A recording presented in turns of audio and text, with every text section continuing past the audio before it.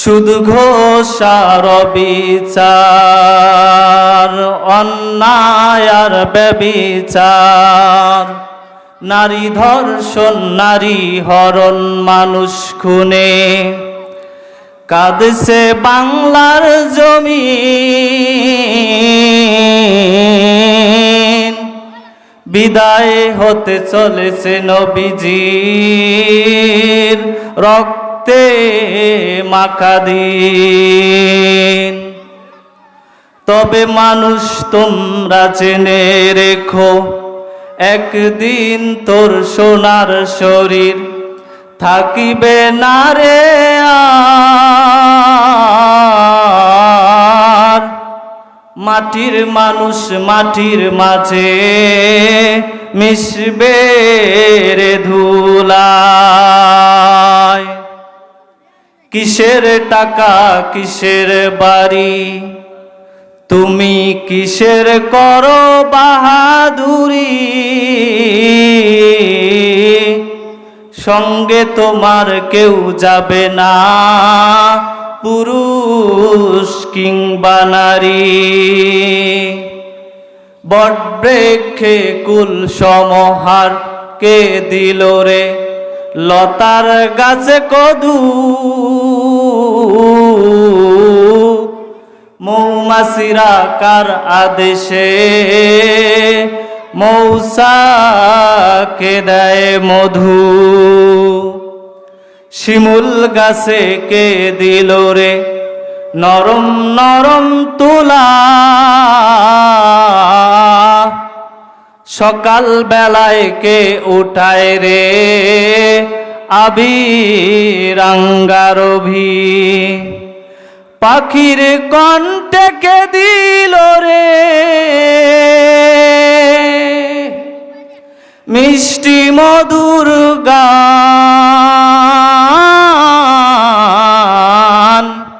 চিন্তা করে দেখো রে মানুষ, সবই মহান আল্লাহ পাকের দান।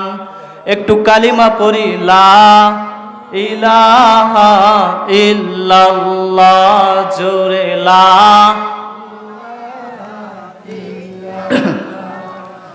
লা ইলাহা ইল্লাল্লাহ, লা ইলাহা ইল্লাল্লাহ, লা ইলাহা ইল্লাল্লাহু মুহাম্মাদুর রাসূলুল্লাহ। জোরে বলি সাল্লাল্লাহু আলাইহি ওয়াসাল্লাম। সম্মানিত উপস্থিতি, মধ্য ঠাকুরদাস তসার বাজার যুব সমাজের উদ্যোগে এই বিশাল তাফসিরুল কোরআন মাহফিলের সম্মানিত সভাপতি, আমার ডানে উপবিষ্ট আমার বাবা হযরত মাওলানা মুহাম্মদ আবু সালেক সাহেব, আজকের এই মাহফিলের প্রধান মেহমান, সুদূর চাঁপাইনবাবগঞ্জ থেকে আগত, এই প্রথম রংপুরে আমার প্রিয় স্বনামধন্য বড় ভাই হযরত মাওলানা আব্দুল্লাহ আল মামুন চাঁপাই। দ্বিতীয় মেহমান মুফতি আরশাদ ইদ্রিস রহমানী, পরিচালক রহমানিয়া মডেল মাদ্রাসা, খতিব নূরপুর কেন্দ্রীয় জামে মসজিদ রংপুর। সম্মানিত উপস্থিতি, শুরুতেই সর্বপ্রথম আবার আমার হৃদয় নিগ্রানো সালাম। সকলেই প্রাণ খুলে মনকে উজাড় করে সালামের জবাব দেবেন, আসসালামু আলাইকুম ওয়া রাহমাতুল্লাহি ওয়া বারাকাতুহু। সম্মানিত উপস্থিতি, সর্বপ্রথম আমরা সেই রব্বে কারিমের দরবারে শুকর জ্ঞাপন করব যে আল্লাহ তাআলা আমাদেরকে সুস্থ রেখে সুস্থ মস্তিষ্কে এই জান্নাতের বাগান দেখতে মনে হয় বাংলা বাজার উচ্চ বিদ্যালয়ের মাঠ, কিন্তু আসলে এটা হচ্ছে একটা জান্নাতের বাগান। জোরে বলেন সুবহানাল্লাহ। আল্লাহ তাআলা এই জান্নাতের বাগানে আসার বসার সুযোগ করে দিলেন। আমরা সেই রব্বে কারিমের দরবারে শুকর আদায় করি, বলে উঠি আলহামদুলিল্লাহ।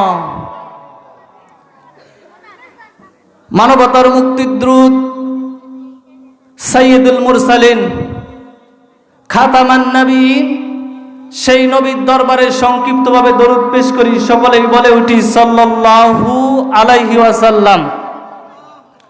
সম্মানিত উপস্থিতি, আজকে আমরা এই ওয়াজ মাহফিলে এসেছি একটা কিতাবের আলোচনা শোনার জন্যে। জোরে বলেন তো কিতাবটার নাম কি? জোরে বলেন কিতাবটার নাম কি? কোরআন। এই কোরআনুল কারীমের আলোচনা শুনতে এসেছি, যেই কোরআনুল কারীমের মধ্যে কোনো ভুল, কোনো ভেজাল, কোনো রকমের কোনো সন্দেহ নাই। আল্লাহ তাআলা সূরার শুরুতেই বলেছেন জালিকাল কিতাব লা রাইবা ফি হুদাল লিল মুত্তাকিন। বলেন আল্লাহু আকবার। এটা এমন একটা কিতাব, দিস বুক, এটা এমন একটা কিতাব যেই বইয়ের মধ্যে কোনো সন্দেহ নেই। জোরে বলেন সুবহানাল্লাহ। সেই কিতাবের আলোচনা শুনতে ভালো লাগে? কাদের কাদের ভালো লাগে দুহাত আল্লাহকে দেখান, একটু চিৎকার মেরে বলি লিল্লাহে তাকবীর, লিল্লাহে তাকবীর, লিল্লাহে তাকবীর।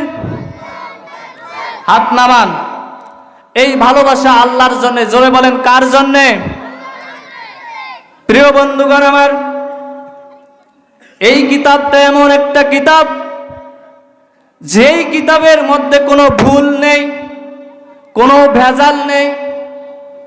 অতীতে কোরআনুল কারীম যেমন ছিল, আজকের এই অত্যাধুনিক ডিজিটাল যুগের মধ্যেও কোরআনুল কারীম ঠিক তেমন ভাবেই আছে। এর পরিবর্তন কিয়ামত হয়ে যাবে, এর পরিবর্তন হবে না। জোরে বলেন ঠিক কিনা? সেই কোরআনুল কারীমের একটি আয়াতে কারিমা আমি আপনাদের সামনে তেলাওয়াত করেছি। ভূমিকা আমি বাড়াবো না, সরাসরি আমার আলোচনার দিকেই যাব। যেহেতু প্রধান মেহমান সুদূর চাঁপাইনবাবগঞ্জ থেকে এসেছে, আমি আপনাদের এলাকার সন্তান, দোয়ার উদ্দেশ্য নিয়ে আমি আমার বক্তব্য শুরু করতে চাই। সকলে বলে আমিন।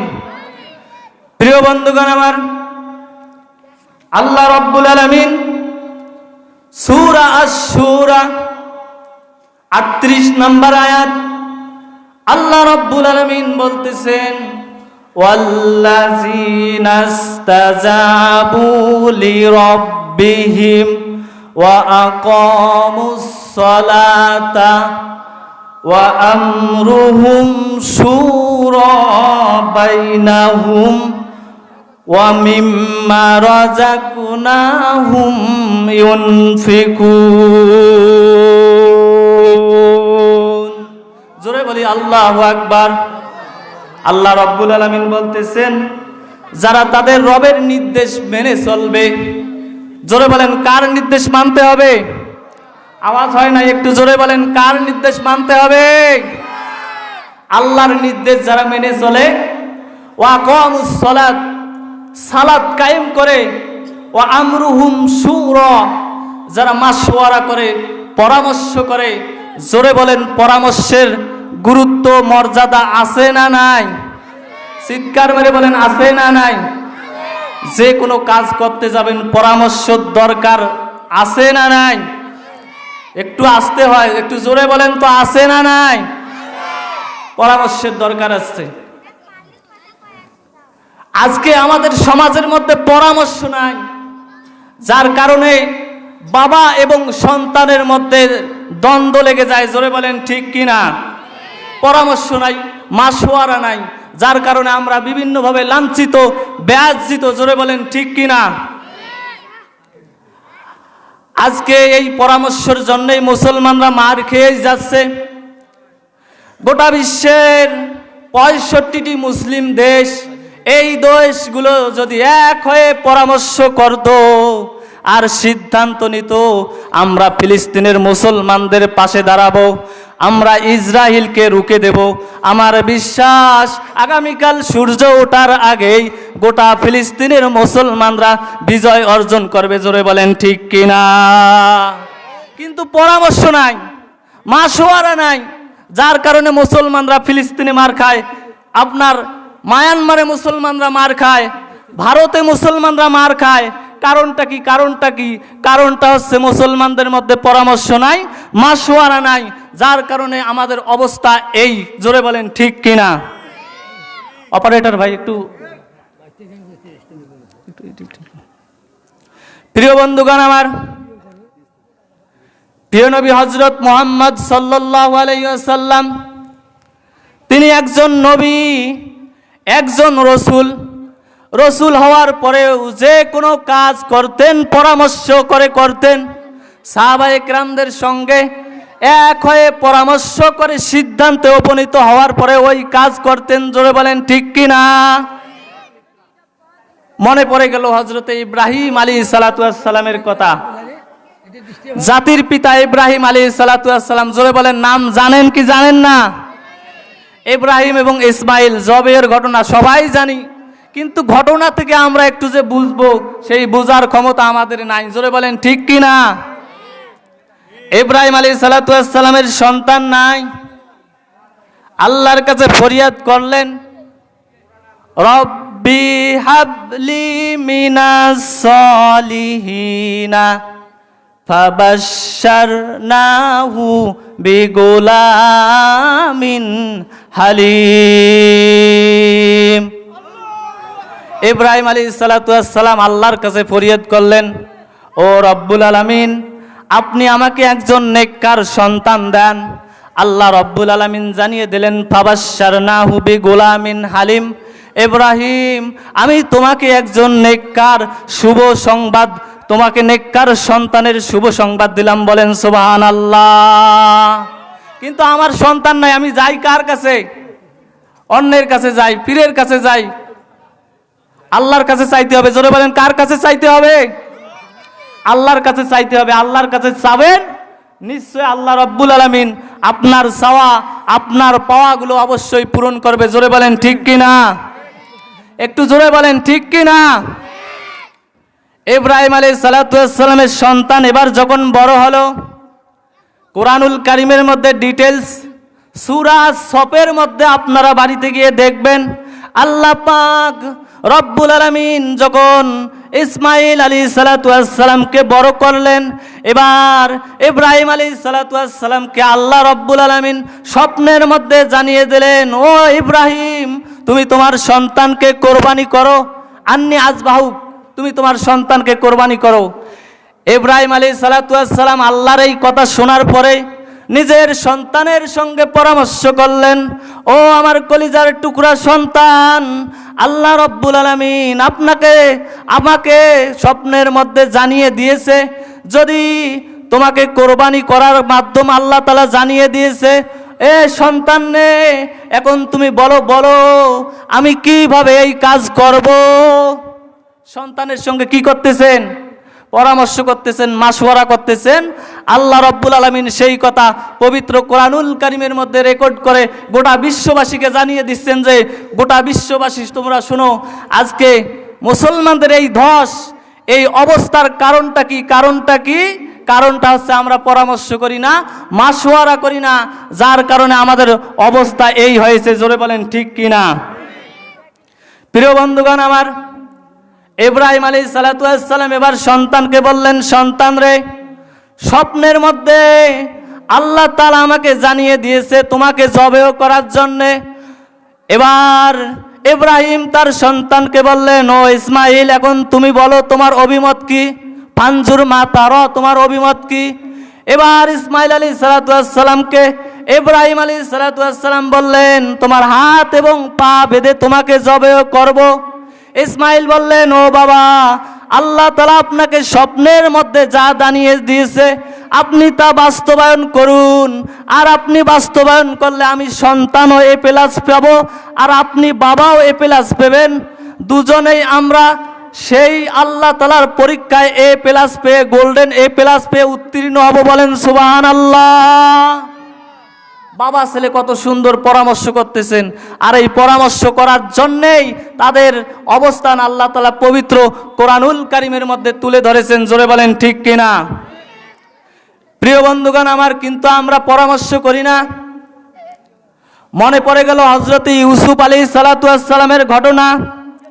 আল্লাহর নবী ইউসুফ আলাইহিস সালাতু ওয়াস সালাম জেলখানায় যখন বন্দী, জেলখানায় থাকা অবস্থায় এবার সেই সময়ের বাদশাহ, মিশরের প্রেসিডেন্ট সেই আব্দুল আজিজ স্বপ্নের মধ্যে দেখতে পেল 7টা মোটা তাজা গাভী 7টা জীর্ণ শীর্ণ গাভীকে ধরে খাচ্ছে। আবার স্বপ্নের মধ্যে দেখলেন 7টা মোটা তাজা শীষ, 7টা জীর্ণ শীর্ণ শীষ। স্বপ্নের মধ্যে যখন এই অবস্থা দেখলেন, স্বপ্নে দেখার পরে এবার তার সবার সংসদের মধ্যে এসে বলতেছেন, ও আমার সভা পরিষদের লোকেরা, তোমরা শোনো শোনো, আমি যে স্বপ্নের মধ্যে দেখছি এই স্বপ্নের ব্যাখ্যা কে দিতে পারবে, কে দিতে পারবে? এই যখন চিন্তা করতেছেন সেই সময়ের সবাই সেই জায়গা থেকে সরে পড়লেন। সবাই বলতেছে, মনে হয় ইব্রাহিমের মাতা, মনে হয় হযরতে ইউসুফ আলাইহিস সালাতু ওয়াস সালামের মাথা নষ্ট হয়ে গিয়েছে। পরামর্শ নেবেন আপনি কার কাছে? যাদের পরামর্শ নেবেন অবশ্যই আপনাকে ভালো ফ্রেন্ডের কাছে পরামর্শ নেওয়ার দরকার। জোরে বলেন আছে না নাই? কিন্তু আপনি যদি খারাপ ফ্রেন্ডের কাছে পরামর্শ চান, যদি তার স্বার্থ না থাকে, তাহলে আপনাকে অবশ্যই ভুল পরামর্শ দেবে। ভুল পরামর্শের কারণে আপনি বিভ্রান্তি হয়ে যাবেন। জোরে বলেন ঠিক কিনা? এজন্য আল্লাহর হাবিব সাল্লাল্লাহু আলাইহি সাল্লাম বলেছেন, তোমরা যখন মানুষকে পরামর্শ দিবা তখন তোমরা সদা সর্বদা ভালো পরামর্শ দিবা। এতে সে মন খারাপ করুক আর ভালো করুক, তোমরা পরামর্শ তাকে ভালো পরামর্শ দিবা। কেননা এই পরামর্শটা হচ্ছে তোমার একটা আমানত। জোরে বলেন কি? পরামর্শটা হচ্ছে একটা আমানত। ইউসুফ আলাইহিস সালাতু ওয়াস সালাম জেলখানার মধ্যে, এবার সেই বাদশাহ যখন স্বপ্নের ব্যাখ্যা চাইলেন, স্বপ্নের এক্সপ্লেন চাইলেন, কোথাও স্বপ্নের এক্সপ্লেন পাওয়া যায় না। একজন লোক এসে ইউসুফ আলাইহিস সালাতু ওয়াস সালামের কথা বাদশাকে বললেন। এবার বাদশাহ দেরি করলেন না, তাড়াতাড়ি করে ওই ইউসুফ আলাইহিস সালাতু ওয়াস সালামের কাছে গেলেন। আল্লাহর নবী ইউসুফ আলাইহিস সালাতু ওয়াস সালাম তখনও জেলখানায় গিয়ে বাদশাহ যখন এবার পরামর্শ চাইলেন, বাদশাহর পরামর্শের জবাব দিলেন, ও বাদশাহ, 7 বছর তোমার এই এলাকায়, তোমার এই অঞ্চলের মধ্যে মঙ্গা হবে, তোমার এই অঞ্চলের মধ্যে ক্রাইসিস দেখা যাবে। সুতরাং এই 7 বছর তুমি ভালোভাবে আবাদ করবে, পরের 7 বছর সেটা গুদামজাত করবে। গুদামজাত করার পরে যদি তুমি গুদামজাত করো, তাহলে আমার বিশ্বাস আর কখনো পৃথিবীতে ক্রাইসিস থাকবে না। জোরে বলেন ঠিক কিনা? সেই সময়ের সেই মন্দা, সেই ক্রাইসিস একজনের পরামর্শের কারণে সেই সময়ের ক্রাইসিস দুর্ভিক্ষ দেখা দেয় নাই। জোরে বলেন তার নাম কি? হযরত ইউসুফ আলাইহিস সালাতু ওয়াস সালাম। কিন্তু আমরা আজকে পরামর্শ করি কার কাছে? যাদের সঙ্গে আমাদের পরামর্শ করার দরকার আমরা তার কাছে পরামর্শ করি না, পরামর্শ করি আমরা ভুল পরামর্শ করার কারণে আমাদের অবস্থান এই। বাবা এবং ছেলের মধ্যে দ্বন্দ্ব, বাড়িতে, সমাজে, পরিবারে, রাষ্ট্রীয়ভাবে বিভিন্ন জায়গার মধ্যে আমাদের সমস্যার কারণ কি? আমরা পরামর্শ করি না, মাশওয়ারা করি না, যার কারণে আমাদের এই অবস্থান। জোরে বলেন ঠিক কিনা? প্রিয় বন্ধুগণ আমার, আল্লাহ তাআলা প্রত্যেক সময় মুমিনদেরকে, যারা ইমানদার নবী রাসূল, প্রত্যেককে আল্লাহ তাআলা পরীক্ষা করে যাচাই বাছাই করে নিয়েছেন। জোরে বলেন ঠিক কিনা? পরীক্ষা ছাড়া কেউ পাস করতে পারবে? এই যে এসএসসি, দাখিল, ইন্টারমিডিয়েট, যাই বলেন না কেন, সব জায়গার মধ্যে পরীক্ষা। জোরে বলেন আছে না নাই? সব জায়গায় পরীক্ষা। আল্লাহ তাআলা বলতেছেন, আহাসিবান নাসু আইয়ুতরাকু আইয়াকুলু আমান্না। তোমরা কি মনে করেছো তোমরা ঈমান এনেছো, এতটুকু বললে আমি তোমাদেরকে ছেড়ে যাব? না না, ওহুম লা ইফতানুন, অবশ্যই অবশ্যই আমি তোমাদেরকে পরীক্ষা করব। জোরে বলেন ঠিক কিনা? তাহলে এখান থেকে বোঝা গেল আমরা শুধু ঈমান আনলাম, মুখে বললেই আল্লাহ তাআলা ছেড়ে দিবেন তা না, অবশ্যই আমাদের পরীক্ষা করবেন। জোরে বলেন কি করবেন? পরীক্ষা করবেন।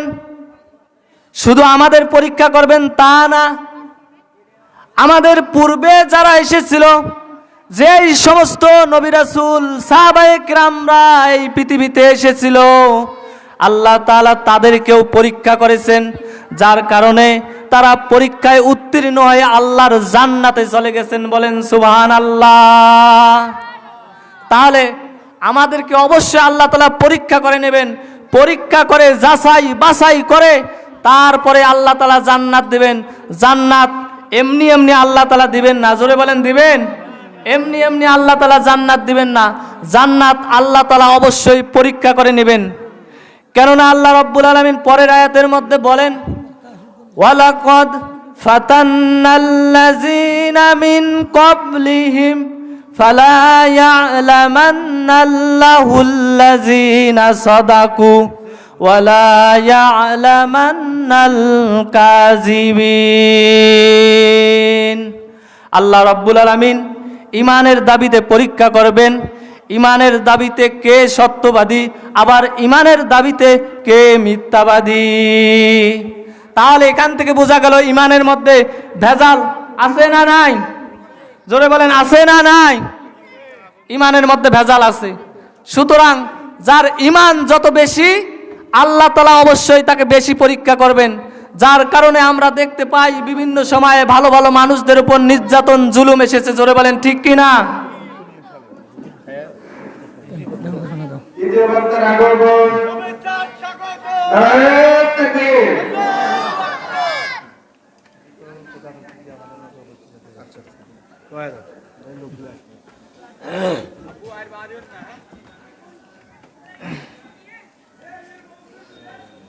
নারে তাকবীর,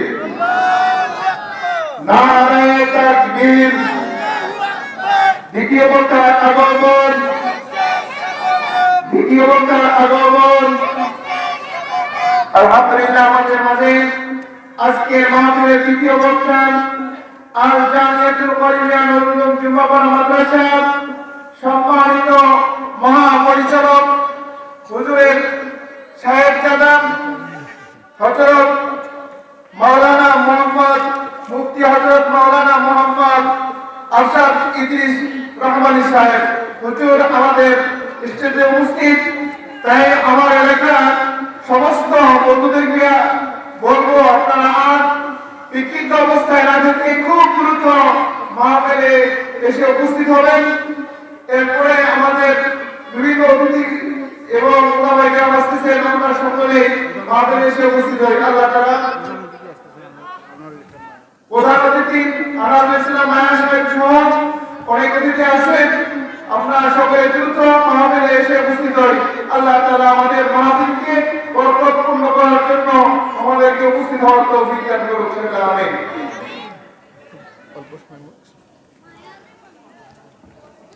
তাহলে আমাদের পরামর্শের দরকার। জোরে বলেন আছে না নাই? পরামর্শের দরকার আছে।